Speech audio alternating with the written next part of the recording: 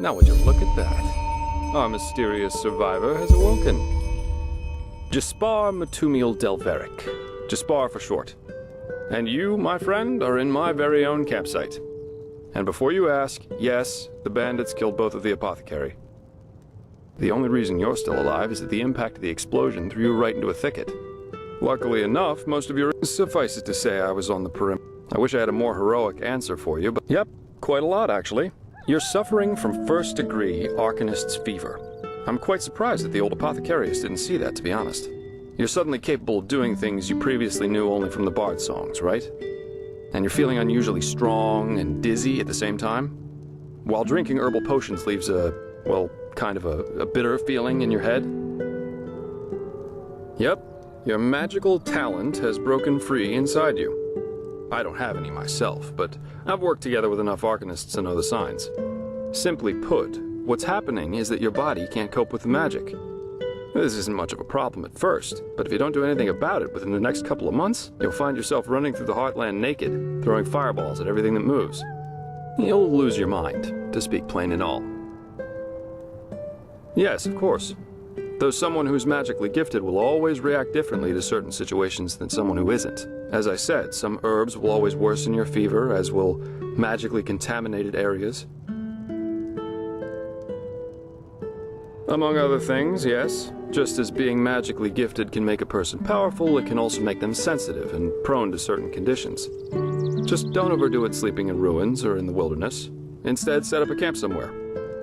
Plus, as you've already said yourself, don't overdo it with potions. What? No, that won't help you in the long run. What you need is ambrosia, a special mixture of herbs that can remedy the fever without any side effects. Every good alchemist has that in stock, but it'll cost you. Visions? Are you sure?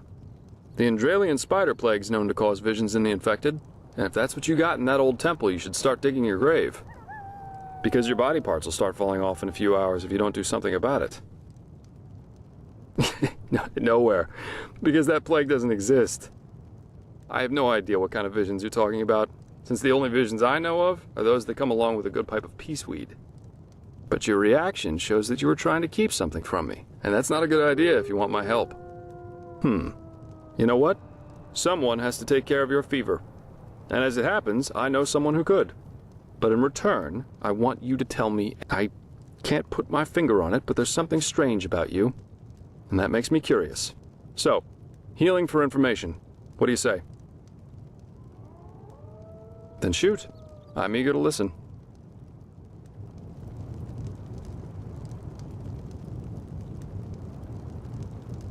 I understand. So that means you somehow survived this execution. And before you got washed ashore, you had this, this dream? In which you saw burnt bodies and a blinding light. I hope so. So your magical outburst didn't happen slowly as it usually does, but all of a sudden after this near-death experience. And with it came these visions. Interesting. I guess you know how absurd all this must sound, but somehow I believe you. Heck knows why, but I do. So, that means I'll introduce you to my employer. If anyone can help you, it's him. There is, however, one thing with which I could use a hand. The sooner we get that done, the sooner we can start our journey to Ark. Ark? The capital of this country? Walls high as towers of iron-hard stone, rest alone in the mountains in granite enthroned, never decaying, the ages surveying, guarded by the Lord, and blah, blah, blah, blah, and so on and so forth. If you plan on staying in this land, sooner or later you'll see it with your own eyes. That's your call, I suppose. My curiosity is satisfied. But without me accompanying you, the guards won't let you into the Sun Temple in Ark, and that's where you need to go in order to treat your fever. But as I said, no hard feelings on my side if you want to play the lone wolf. Well, aren't you curious? I like that. I work for the Holy Order. Yes, but as you might know, this is the realm of Malphas, the guardian of the Lightborn. And here, the Order basically reigns for him. It's both the spiritual and judicial center of this country, so believe me, you'll see for yourself soon enough. Splendid. There are some things that need some explanation before we can get started, however. Where should I start? I take it you've noticed that in the past 2.5 years, this world has fallen into political chaos, right? Civil wars, usurpers everywhere, you name it. And even though Enderall isn't directly affected by these wars going on everywhere, there are strange things happening here too. Take the Woodsheers, for example. There have been an unusual number of reports of wanderers being attacked by them in the open, which has never happened before. And the same goes for the Lost Ones, the living dead. Until 2 years ago, they were a rather rare magical phenomenon. But now every other corpse not properly cremated starts walking again as if it were the most natural thing to do. The strangest thing, however, is what they call the Red Madness. Yeah, the rumors. I've heard them too. And I could indeed imagine that they're true. And that there's a connection, yes. As I said, maybe. If you ask me, the Lightborn were never more than false gods anyway. Please, don't take me as an example. I've seen that a long life is only one of the things powerful magic can achieve. And this whole false deity theory isn't that new, after all. And seriously, let's say the Lightborn really are as mighty and omnipresent as the revelations say they are. Wouldn't they have the power to magically smite me, here and now, for my insolence? The Lightborn were just powerful kings. No more, no less. But that's just how I see it. I hope I didn't hurt your feelings.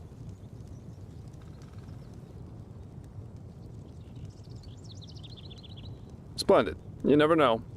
But we're digressing. Yeah. It's some kind of mental illness that makes people lose their minds. Just a couple of weeks ago, for instance, there was a smith in Ark who slaughtered his entire family. He was drunk, but that doesn't explain why he screamed things like, "Fear the light," while he was doing it. Or a young noblewoman who killed herself by setting her family estate on fire for no apparent reason. Now, you might say that these kinds of things happen, but by now there have been more than a dozen of them. That and the fact that the possessed's eyes glow red shortly before and during their deed has made people call it the Red Madness. And just 3 days ago it happened again. Only this time it was a magister from within the Holy Order itself. Right, you're not from here. A magister is a kind of sage from the Holy Order, who teaches the young novices who are aspiring to become keepers or arcanists. Yarrow was his name, a man who had more than 60 winners on his back. He killed 15 novices and himself. According to the only eyewitness to survive, he entered the teaching room as usual to give a lecture on alchemy. But instead, he gave a strange speech in which he explained that humanity is corrupt, void, as he put it. And his eyes started glowing, he locked the door, and, well, he tore himself apart with a magical explosion. You can imagine the kind of uproar that caused. And unnecessary. Completely unnecessary. Well, I'm not exactly one for vows and austerity, so no, I'm no keeper. I guess you could say my specialty is recovering things that have been lost. Treasures, tomes, memories, and the like. And the Order hired me to do exactly that. They want to know how a highly intelligent man like Yarrow could fall victim to the Red Madness. And also if there's a discernible pattern to how this malady, or whatever it is, chooses its victims. True, but that's irrelevant. Yarrow grew up in a small village named Riverville, which isn't far from here, and according to some of the other wardens, he visited this area quite often after his partner's death. So it's quite possible we could find some clues around here. Shards of his past, if you like. I've already searched most of the area, but a second pair of eyes wouldn't hurt. What do you think? Well, for starters, I need you to travel to Riverville and talk to an old man named Alfred. He was a childhood friend of Yarrow's, and he might be able to tell us something worthwhile. Secondly, a boy from the village told me that he saw Yarrow throw something into the water near a cliff to the east. Go there and see if you can find whatever it was he wanted to get rid of. I myself will have a look at the house Yarrow grew up in. Here, this is a map of the region. The blue dot over here is Yarrow's old house. And at the risk of sounding heartless, you should head back to the apothecary's camp. Maybe the bandits left behind some equipment. If there's nothing else, I'd say off we go. Let's shed some light on this Yarrow and his motivations. Meet me at his old house when you're ready. I'll be waiting there.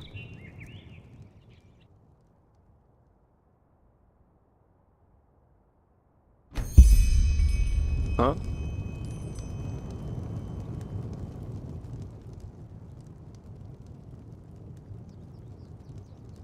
Treasure hunter. That has a nice ring to it.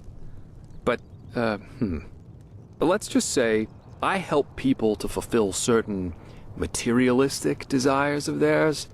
Just like the holy warden who brings back the lost shoe to the maiden. Only the maiden pays me to do it.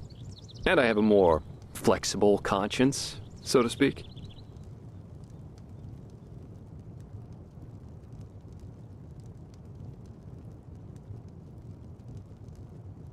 You do? That's good. But let's save the socializing for later, okay? Usually I am always in for a good talk, but for now let's focus on the mission. Huh. Well observed. Yes, I am indeed sublime by my path, but please, just ignore that, will you? I'm not a big fan of titles. Most of the time they're just a means for boring people to feel superior towards others.